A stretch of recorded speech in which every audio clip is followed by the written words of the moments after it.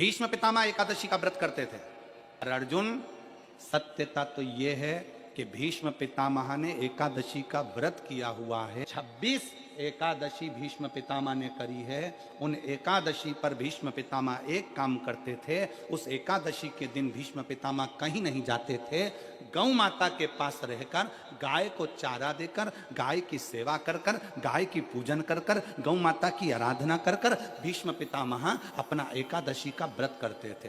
गौशाला में गौ माता को जितना फलाहार देते थे, अपने अंश से, अपने जो पाया, जैसा पाया वैसे अंश के हिसाब से गौ माता की सेवा में लीन रहते थे।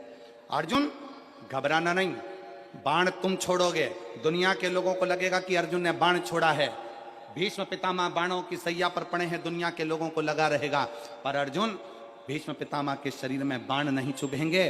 भीष्म पितामह बाणों की सैया पर नहीं, जो एकादशी का व्रत भीष्म पितामह ने कहा करा है, उस एकादशियां भीष्म पितामह को अपने हाथ पर झेल लेगी और उसको अपने हाथों पर।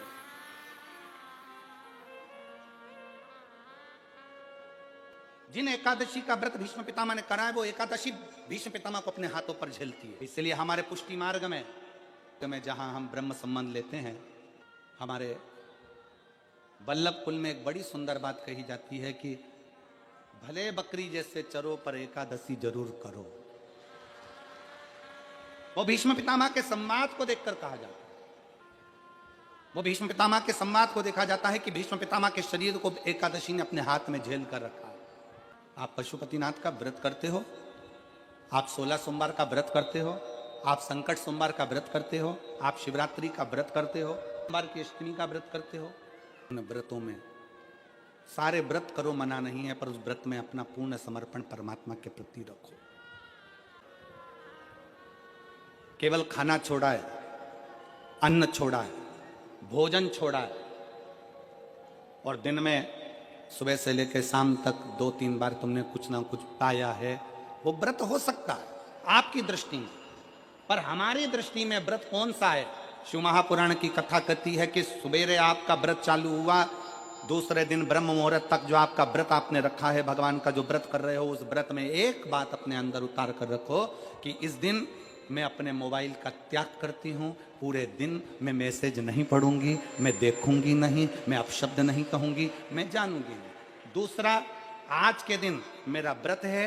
आज 1 महीने में, 15 दिन में, 2 दिन में, 20 दिन में मैंने अगर किसी से भी अपशब्द कहा होगा, आड़ा टेढ़ा कहा होगा, तो सबसे पहले आज व्रत वाले दिन मैं उसको सॉरी कहूंगी, क्षमा मांगूंगी और अपने हृदय से लगाने का प्रयास करूंगी। व्रत है।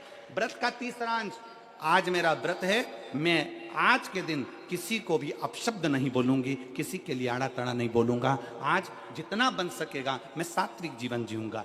चौथा, आज मेरा व्रत है, आज के दिन मैं झूठ नहीं बोलूंगी, ना झूठ बोलूंगा सुबह से लेकर शाम तक। और पांचवा, आज व्रत वाला दिन है, जितना फलाहार मैं करूंगी उसका पैसा जोड़ूंगी कि 15 रुपए का मैंने साबुदाना खाया, 10 रुपए का बटाटा खाया, ये खाया, वो खाया, सारा हिसाब लगाकर 55, 60, 70 रुपए जितने होते हैं, उसमें से एक अंश निकालकर मैं उसका एक भाग किसी गौशाला में जाकर गाय को चारा जरूर दूंगी। आपका व्रत, आपकी साधना, आपका तप, आपका बल, आप कैसा कर रहे हैं? केवल भूखे रहने पर भगवत पद की प्राप्ति नहीं होती। शिव महापुराण की कथा कहती है कि भूखे रहने से भगवान की प्राप्ति नहीं होती। शिव पुराण की कथा कहती है भगवान को पाने की भूख बढ़ाने से भगवान की प्राप्ति होती है। भीतर से परमात्मा को पाने की भूख बढ़ाइए, भगवान को पाने की भूख बढ़ाओ भीतर से।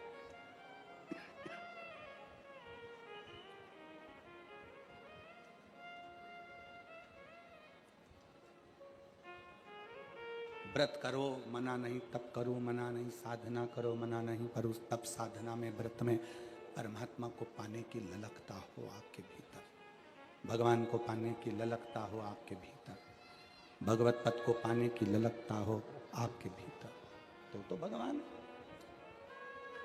महापुराण की कथा एक बड़ी सुंदर बात कहती है, व्रत आप करते हो, उपास आप करते हो, नियम आप लेते हो, पूरा किसको करना पड़ता है? तुम्हें नहीं। व्रत आप करते हो, उपास आप करते हो, नियम आप लेते हो और पूरा देव अधिदेव करते हैं, भगवान शंकर करते हैं। बस इतना जरूर याद रखें कि जैसे कुछ प्राप्त हो भी गया तो शिव को धन्यवाद देकर शंकर के दरवाजे पर जाते रहना, यह हमारा कर्तव्य है।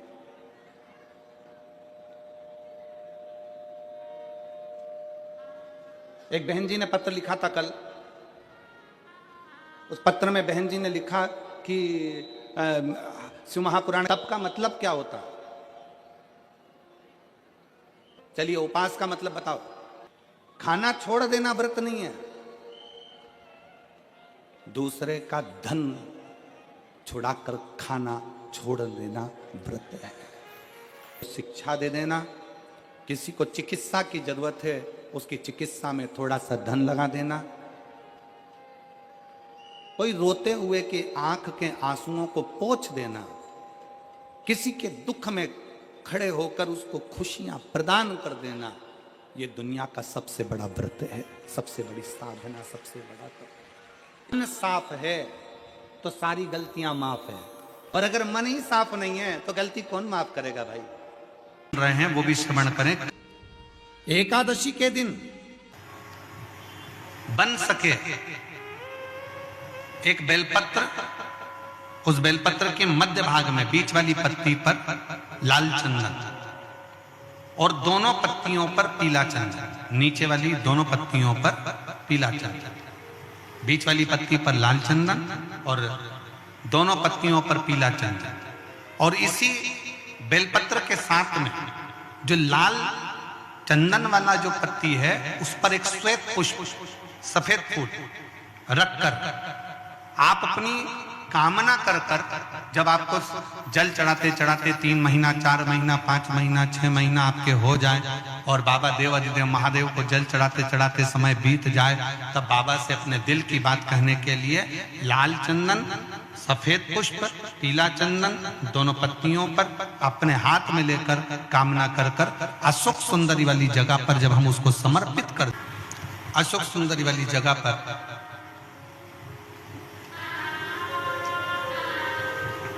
ये शिवलिंग जलाधारी और उसके सामने का जो भाग है उसके मध्य भाग में अशोक सुंदरी का स्थान,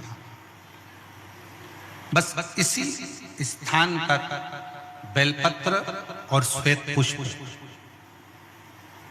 बीच वाली पत्ती पर लाल चंदन, आसपास की पत्तियों पर पीला चंदन, और वो शिवलिंग की सम्मुख में जो अशोक सुंदरी का स्थान है वहां समर्पित कर। उस स्थान ये रोज नहीं करना, फिर ध्यान देना, कभी कभी 4-6 महीने निकल जाएं, 8 महीने निकल जाएं, 3 महीने निकल जाएं, 5 महीने निकल जाएं, उस स्थान, और ये हमने एक बार नहीं बताया, इसको पहले भी वर्णन कर सकते। एकादशी के दिन गंगा के जल में मात्र 7 बेलपत्री डालकर जो नंदीश्वर भगवान अर्थात जो शंकर जी के शिवलिंग के सामने नंदी होता है, उस नंदी के चरण पर गंगा का जल चढ़ाकर बेलपत्री शिव पर समर्पित कर देता है, उसके घर में रुपया रुकना चालू हो जाता है, फिर वो गलत जगह पर नहीं जाता, गलत स्थान पर वो धन जाएगा ही नहीं। बेटा अगर व्यसन में पड़ा हुआ है, मदिरापान में पड़ा हुआ है, मांसाहार में, जुए आदि में जा रहा है, तुम्हें लग रहा है कि मेरा बेटा गलत मार्ग पर जा रहा है, ये मित्र दोस्ती गलत हो रही है, वो सही जगह पर आ जाए तो हो रही है। 30,000 रुपये महीना, 40,000 रुपये महीना कमा कर लेकर भी आ रहे हो, कमाई तो आपकी हो रही है, 30-40 हज़ार रुपये महीना आप कमा रहे हो, 50,000 रुपये महीना, 1 लाख, 2 लाख, 4 लाख रुपये आप कमा भी रहे हो, पर आया और चला गया, उसका क्या करोगे?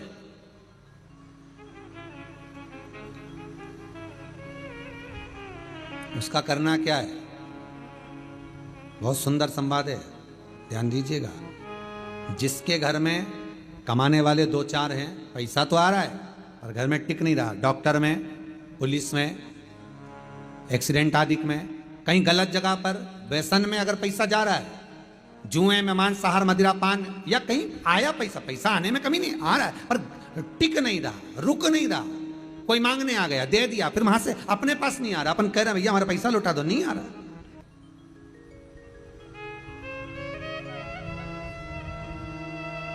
करना है एकादशी। कई लोग इसको धन के लिए भी करते हैं, संपदा के लिए। संपदा के लिए अर्थात जिसका व्यापार नहीं चलता, जिसके घर में पैसा नहीं आता, या नौकरी नहीं लग रही, या सर्विस नहीं लग रही, आप अप्लाई कर रहे हो, जगह जगह जाकर इंटरव्यू भी दे रहे हो और पैसा नहीं आता, तो उसके लिए भी प्रयास किया जाता है। पर उसके लिए यहाँ पर जो धन के लिए करते हैं, उसके लिए विष्णुपदी के लिए करते हैं। मतलब जैसे गंगा के जल में तुलसी के 11 पत्ते डाले जाते हैं। कितने पत्ते डालते हैं? 11 तुलसी के पत्ते डालते हैं, और उसको किसी भी नारायण के मंदिर में, राम कृष्ण शिव, शंकर नहीं, राम कृष्ण भगवान विष्णु दत्त आदि जितने नारायण के मंदिर हैं, उस मंदिर में किसी भी पात्र में, एक छोटे से पात्र में उसको भरकर रखी आते हैं महाराज। उससे भी जॉब, सर्विस, नौकरी में सफलता प्राप्त हो जाती है। परंतु वो भी एकादशी को ही होता है। कुछ देर तक पात्र को रखा जाता है, फिर वही पात्र का जल किसी भी वृक्ष के नीचे डाल दिया जाता है, उससे भी नौकरी के लिए फायदा मिलता है। गंगा का जल कोई साधारण नहीं। पैसा धन ज्यादा आने लगे तो पत्नी को कहना चाहिए कि देखो थोड़ा बहुत मेरा मन है, शिव महापुराण की कथा हो जाए, या फिर कहीं सत्कर्म में लग जाए, कहीं ब्राह्मण भोज, साधु भोज, सन्यासी भोज, गुरु जन में, संत जन में, साधु जन में, तपस्वी जन में कहीं लग जाए। ये धर्म पत्नी है। जहां धर्म जुड़ा हुआ हो वो धर्म महाराज। कुछ तिथियां होती हैं, जिन तिथियों में अगर आप रोज गंगा का जल शंकर को नहीं चढ़ा सकते तो शिव महापुराण कथा कहती है, स्कंद पुराण कहती है, विष्णु पुराण कहती है, गर्ग संहिता कहती है, गीता पुरुष गोरखपुर का कल्याण का गंगा अंक कहता है कि कुछ तिथियां भारत की भूमि पर ऐसी वर्णित है जिन तिथियों में भी गंगा का जल हम शिव को अगर एक बूंद भी समर्पित कर रहे हैं, गंगा का जल मात्र एक आधी चम्मच भी, आचमन जितना भी अगर हम शिव को समर्पित कर रहे हैं तो उसका सुख आनंदित है। जैसे पंचमी तिथि, नवमी तिथि, दशमी तिथि, एकादशी, प्रदोष, पूर्णिमा, अमावस्या, ये तिथियां हमारे यहाँ जो दी गई हैं, इन तिथियों में अगर हम गंगा का मात्र थोड़ा सा जल भी अगर जल के पात्र में डालकर गंगा जी का जल थोड़ा सा भी शिव के पास लेकर जा रहे हैं तो ये एक भाव अपने भीतर होना चाहिए कि आप केवल गंगा का जल साधारण शिव मंदिर में समर्पित नहीं कर रहे हो, आप गंगा का जल भले अपने घर से लेकर जा रहे हो और थोड़ा सा भी जल ले जाकर अगर शिव को समर्पित कर रहे हो तो तुम्हारे भीतर यह भाव होना चाहिए कि मैं गंगोत्री से जल भरकर सीधे रामेश्वर में ले जाकर गंगा के जल को समर्पित कर रही हूँ। श्रावण के महीने में या अन्य महीने में आप शिव को समर्पित कर रहे हैं, यह आपके भीतर एक भाव उत्पन्न होना चाहिए। एक बात आपको कही थी गुरु महिमा में कि घर से जब निकला करो ना तो भगवान देव अधिदेव महादेव का नाम लेकर श्री शिवाय नमस्तुभ्यम। घर से जब निकलो, कोई कार्य के लिए जा रहे हो तो आप श्री शिवाय नमस्तुभ्यम का स्मरण कर कर जाइए। आप किसी काम के लिए आगे बढ़ रहे हो, श्री शिवाय नमस्तुभ्यम का स्मरण कर कर जाइए। जिस समय आपके मुख से श्री शिवाय नमस्तुभ्यम का स्मरण हो जाए या शिवलिंग का स्पर्श हो जाए या शंकर का अनुमोदन कर कर ओम नमः शिवाय बोलकर या राम बोलकर, कृष्ण बोलकर, शिव बोलकर, आपके भीतर जो रमा हुआ है, आप राम को मानते हैं आप राम को माने, हम मना नहीं करेंगे। आप कृष्ण को माने तो कृष्ण को माने, हम मना नहीं करेंगे। आपका दिल जिससे लगे, आपका चित्त वृत्ति जिससे लगे, और उस पवित्र भूमि में ना जाने कितने साधक, कितने साधु, कितने तपस्वी, कितने संत, कितने महात्मा, कितने जोगी, कितने सन्यासी, कितने ब्राह्मण जन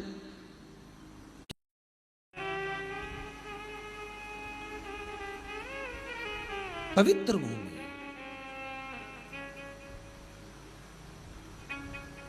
और उस पवित्र भूमि में ना जाने कितने साधक, कितने साधु, कितने तपस्वी, कितने संत, कितने महात्मा, कितने जोगी, कितने सन्यासी, कितने ब्राह्मण जन, कितने विद्वत जन इस भारत की भूमि पर भ्रमण करते रहते हैं, तप साधना करते रहते हैं, उपासना करते रहते हैं, मंत्र जाप स्मरण करते रहते हैं।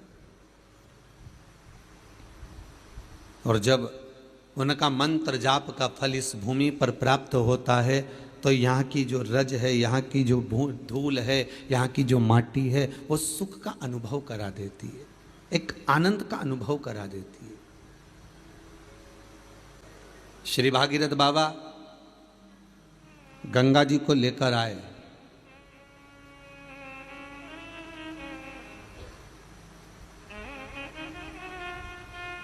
भागीरथ बाबा तो गंगा जी को लेकर आए 60,000 काकाओं के उद्धार के लिए, और वो गंगा भी बहती हुई गौमुख से लेकर चलते चलते चलते चलते वो गंगा भी कलकत्ता तक जब पहुंची है, गंगा सागर तक जब पहुंची है, तो उसके घाट पर, उसके तट पर, गंगा महारानी के किनारे पर जितने जितने भक्त, जितने साधु, जितने सन्यासी, जितने साधक, जितने उपासक, जितने जीव रह रहे हैं, ये गंगा उनका कल्याण कर रही है। और जो उसकी शरणागति में जा रहा है, गंगा उसका उद्धार कर रही है। गंगा किसको संवारती है?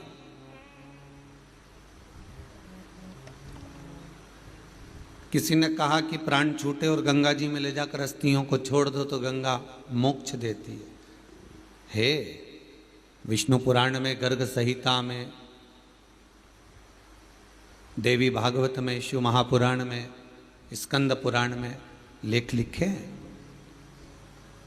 कि गंगा जी ने शंकर जी से वर मांगा था कि मेरे जल में जब तक जीव की अस्थियां पड़ी रहेंगी तब तक वो जीवात्मा वैकुंठ का भोग भोगेगी।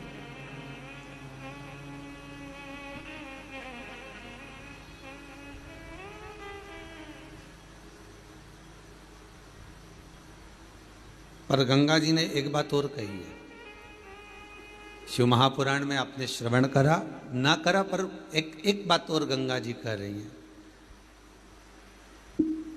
कि मैं तार दूंगी, मैं पापी से पापी जीव का उद्धार कर दूंगी, मना नहीं है। वैसे भी तो भारत की भूमि तो पावन पावन नदियां सारी की सारी जितनी भी हैं, ये भारत की भूमि पर है,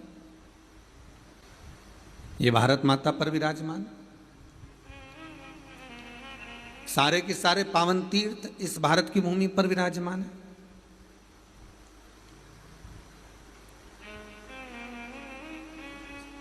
पुण्यमय नदियां, पुण्यमय तीर्थ, पुण्यमय तालाब, सरोवर, जितने भी हैं, ये सब इस भारत की भूमि पर हैं।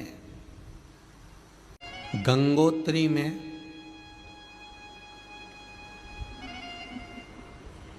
आप लोग गए होंगे, कई लोग गंगोत्री, बद्रीनाथ के जो 4 धाम हैं,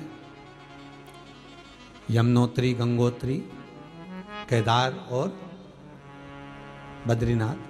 विष्णु पुराण में कहा 3 तरह से मरे हुए व्यक्ति की गति नहीं है, उसको मोक्ष नहीं है। पहला, पानी में डूब कर मरा हुआ। दूसरा, सर्प के डसे से मरा हुआ। तीसरा, स्त्री के हाथ से, नारी के हाथ से मरा हुआ व्यक्ति, इसकी गति नहीं है, मोक्ष नहीं है इसकी। इनकी गति केवल एक है, वो है शिव महापुराण की कथा। अगर कोई पानी में डूबकर मर भी गया है, तो उसके परिवार का, उसके कुल का व्यक्ति अगर एक बार शंकर की कथा भले यहां आकर ना सुने, टीवी के सामने भी बैठकर सुन रहा